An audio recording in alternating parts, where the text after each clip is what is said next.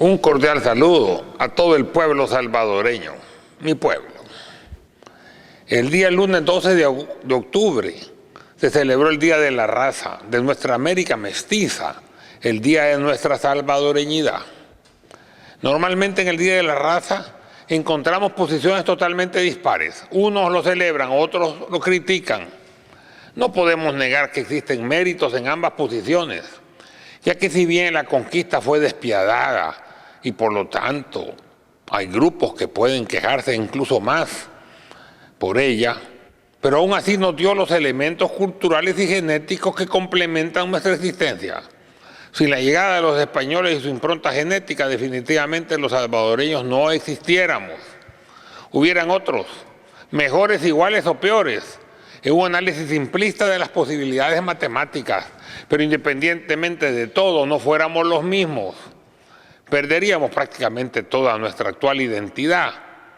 Incluso aquellos sin genética española alguna, ni siquiera una mínima gota, tampoco existirían, porque la conquista fue tan violenta que impactó sobre todas las actividades futuras y por consiguiente la vida de los genes, todo lo que somos estructural y fundamentalmente hablando y su combinación matemática sumamente aleatoria y diversa, cambió de tajo. Los seres humanos que nacieron son los que definitivamente tuvieron que nacer y son definitivamente todos, sin excepción, diferentes a los que hubieran nacido sin la conquista, con mezcla genética o incluso sin ella. No podemos venir ahora a criticar un proceso a quien le debemos haber nacido, mucho menos hacerlo en el idioma del conquistador, un idioma que nos une en esta nuestra América, Indoamérica, pero también hispanoamericana. Eso definitivamente falló en la conquista. Un diálogo fecundo entre civilizaciones, un contacto benevolente entre culturas.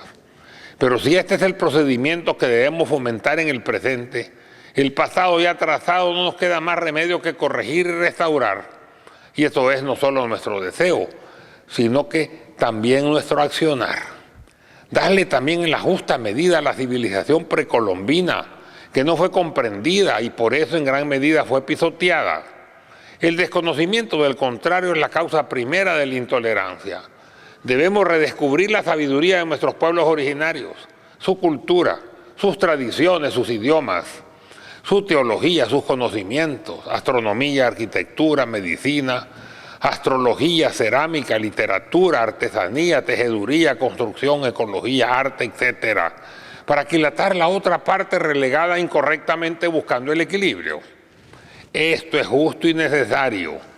Ante la destrucción masiva de su cultura, muchos pueblos indígenas ocultaron sus conocimientos. Así se salvaron el calendario maya y el calendario azteca y la numeración vigesimal maya de amplia sabiduría y que aparecieron posteriormente cuando la furia destructiva de la conquista ya se había aplacado y se empezaron a utilizar los cimientos de templos indígenas, orientados geográficamente de acuerdo a sus rituales, para construir en dichos cimientos los templos de la nueva religión, esto sin orientación geográfica alguna. La restauración del saber perdido, parcialmente escondido, es un deber ineludible que necesitamos implementar. En El Salvador, con la masacre de 1832, 1833 y de 1932, las comunidades indígenas se ocultaron aún más. Renegaron aparentemente de sus tradiciones, cambiaron en su gran mayoría su vestimenta, descuidaron su idioma y muchos renegaron de su sangre indígena, aunque la apariencia genética los delate. Se calcula en 10% el porcentaje de pueblos indígenas puros, aunque solo alrededor del 1% reconoce serlo. Sin embargo, se debe considerar además que el elemento indígena se encuentra integrado en la mayoría del pueblo salvadoreño, casi la totalidad, genéticamente mestizo y socialmente ladino, la cual debe ser también motivo de orgullo, olvidando la propaganda peyorativa, injustamente negativa de los conquistadores y sus descendientes, los criollos dominantes. Los pueblos originarios eran pueblos de amplia cultura, reprimidos y violentados por su inferioridad militar, no cultural. Se hubiera ganado si en vez de reprimir y destruir parcialmente a las culturas de los pueblos originarios, hubiera habido un intercambio cultural. El orgullo de lo autóctono lo tiene el pueblo mexicano. Deberíamos de tomarlos de ejemplo, al menos en eso. Por otro lado, no ganamos nada en criticar destructivamente la parte de nuestra identidad que responde genéticamente al conquistador. Tenemos, eso sí, que rebuscar y restaurar la parte indígena que también nos corresponde, hoy relegada injustamente e incluso ridiculizada por aquellos que también comparten su presencia, aunque ésta se encuentre realmente o solo deseada en menor proporción. Tenemos que fortificar nuestra autoestima y eliminar los estereotipos prefabricados y fomentados incluso en nuestros libros de texto, de lo indígena como inculto y atrasado. Hemos relegado a grandes pueblos al abandono y a la marginación y hemos, como siempre, contaminado la historia, ocultando sus logros. Tenemos que luchar por la dignificación de los pueblos originarios, tanto de las comunidades indígenas actuales como del elemento indígena, que se encuentra parcialmente presente en toda la salvadoreñidad. En el ambiente internacional las condiciones son positivas desde el 13 de septiembre del 2007. Hace 8 años, la Asamblea General de las Naciones Unidas aprobó por abrumadora mayoría una declaración sobre los derechos de los pueblos indígenas, pese a la oposición de solo 4 países desarrollados: Estados Unidos, Canadá, Australia y Nueva Zelanda.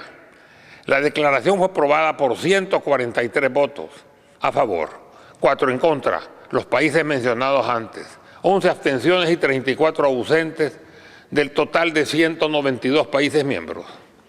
Los países críticos al acuerdo señalaron que daba poderes legales y de propiedad excesivos a esos pueblos indígenas, aunque la declaración no es jurídicamente vinculante. El documento, que estuvo bajo negociación por 20 años, dice que los indígenas, estimados ahora en 370 millones de personas en el mundo, 80 millones de ellos en América, tienen derecho a la autodeterminación. Uno de los artículos más controversiales dice que los pueblos indígenas tienen el derecho a tierras, territorios y recursos que han sido suyos tradicionalmente, y también a recursos y tierras que hayan comprado, usado o adquirido. Un paso inicial para la eliminación del racismo y la injusticia. Esto no debe lugar a nuevos enfrentamientos militares. Las reivindicaciones indígenas tienen que basarse primero en la restauración de sus tradiciones, en la dignificación de su herencia cultural, la atención adecuada a sus necesidades básicas y el desarrollo de la educación y el conocimiento dentro de un clima de paz, concordia, amor y justicia. Primero salud, comida y habitación, luego educación y finalmente desarrollo económico. Ya una vez teniendo poder e inteligencia, lo demás vendrá por añadidura. Vale hacer ahora las siguientes aclaraciones. Primero, cada 12 de octubre, que no sea solo la fecha del descubrimiento y la conquista, sino también el inicio de la restauración de las culturas originarias de nuestro continente. Ojalá. Al aclarar conceptos podemos afirmar que cada año, el 12 de octubre, se conmemora la fecha en que la expedición de Cristóbal Colón, bajo los auspicios de la corona española y bajo la preeminencia del Reino de Castilla, llegó a la costa de la isla Guananí, hoy San Salvador en el Caribe, empezando un proceso firme de colonización y conquista europea. Este año 2015 se celebra el 523 aniversario del inicio de ese proceso, aunque también las penurias de los pueblos originarios. 2. El 12 de octubre de 1492 no se reveló la existencia de un nuevo continente que posteriormente fue llamado América, en honor a Américo Vespucio, navegante florentino que fue el primero en reconocer que se había descubierto un nuevo mundo. Cristóbal Colón siempre creyó que había encontrado una nueva ruta hacia la India. Por eso inicialmente estas tierras fueron llamadas las Indias y sus habitantes los indios. 3. Colón no fue tampoco quien descubrió nuestro continente. Ese privilegio lo tiene el indio americano, que fue el primero que la pobló y desarrolló en ella sus culturas y asentamientos. Ni siquiera fue el primer europeo, ya que los vikingos vinieron antes que él y que llegaron al norte de Norteamérica, y también los árabes en la Edad Media desde el siglo VIII y en los siglos posteriores tuvieron contactos. De ahí se deriva la leyenda de Topilzin, Quetzalcóatl y otras similares de los pueblos indígenas americanos. Los pueblos indígenas todavía están esperando del Oriente el cumplimiento de la promesa de un contacto benevolente que les dé apoyo y unidad para salir de los problemas que les fueron impuestos después de la conquista y de un problema atávico no superado de separatismo y división. Ambos pueblos, vikingos en el norte y árabes en el Caribe, de ahí que la palabra Caribe de origen árabe, formaron pequeños poblados y consulados de intercambio que fueron arrasados por los conquistadores posteriores, que se llaman a sí mismos cultos. El objetivo fue eliminar la posibilidad de la exigencia del primero en llegar, primero en derecho. Y para ello también consideraron a los pueblos originarios sin alma humana y por consiguiente sin derecho a disponer de propiedad alguna. Codicia absoluta. 4. Sin embargo, Colón dio inicio al primer proceso continuo de descubrimiento, conquista y colonización que produjo una transculturación europea, ya que no se puede hablar de intercambio cultural o encuentro entre dos mundos, pero que a pesar de todos los excesos produjo una raza mestiza, introdujo una nueva religión y un nuevo idioma, la lengua castellana. Esto último es fundamental, ya que en nuestra América, las Indias, Hispanoamérica, hoy fragmentadas en pequeñas naciones, se encuentran ligadas por una admirable fuerza, el mismo idioma. Es justo que un mayor número de palabras de las lenguas de los pueblos originarios e incluso modismos salvadoreños se incorporen a nuestro idioma.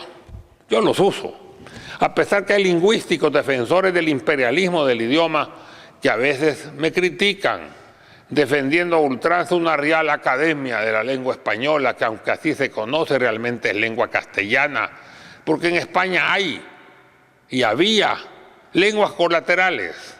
Además, no reconocemos reyes ni realeza, por lo cuanto eso de real a mí no me parece aplaudible. 5. Nosotros como hispanoamericanos le llamamos Día de la Raza, considerando que lo español o hispano, si bien un factor esencial en la nueva raza latina, no es el único. Las naciones americanas deben considerar su propia identidad y comprender que somos plurales en lo cultural, lo étnico y lo racial. En la sangre de los salvadoreños se inquietan fermentos hereditarios raciales diversos que nos dan nuestra propia identidad. 6. Nuestro pueblo es producto del mestizaje, básicamente español mezclado con los pueblos originarios. En nuestro país principalmente maya, náhuatl, que es pipil, y lenca, de lo cual debemos también sentirnos orgullosos, manteniendo en alto nuestra autoestima.